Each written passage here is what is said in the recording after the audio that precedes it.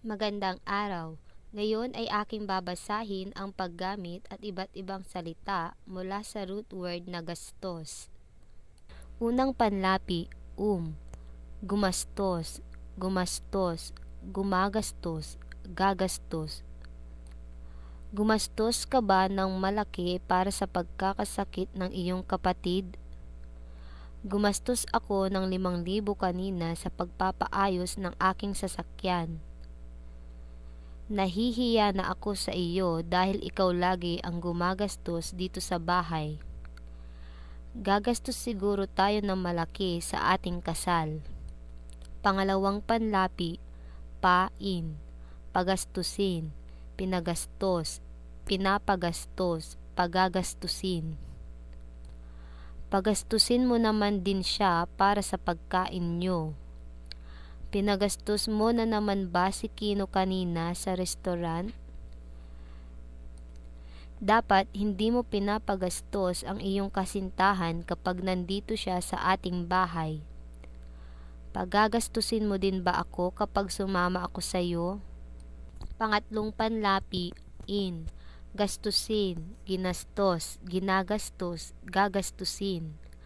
Gastusin mo na lang lahat ng pera mo dahil bibigyan naman kita mamaya.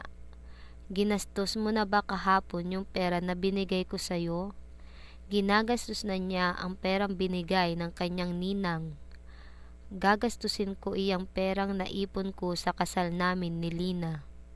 Pang-apat na panglapi, makagastos, nakagastos, nakakagastos, makakagastos. Makagastos kaya tayo ng 1,000 kapag kumain tayo sa karinderya? Nakagastos tuloy ako ng malaki kanina dahil malakas kang kumain. Nakakagastos lang ako ng 100 bawat araw para sa aking pagkain. Makakagastos tayo siguro ng 10,000 sa iyong kaarawan. Panglimang panlapi, magastos, nagastos, nagastos, magagastos. Itatago ko muna iyang pera mo, baka magastos mo lang sa walang katuturang bagay. Nagastos ko lahat ng pera ko kaya wala na akong pambili ng pagkain. Nagagastos ko lagi agad ang lahat ng sahod ko. Magagastos mo lahat iyang pera mo kung hindi mo ilalagay sa bangko. Pang-anim na panlapi, mapagastos, napagastos, mapapagastos, napapagastos.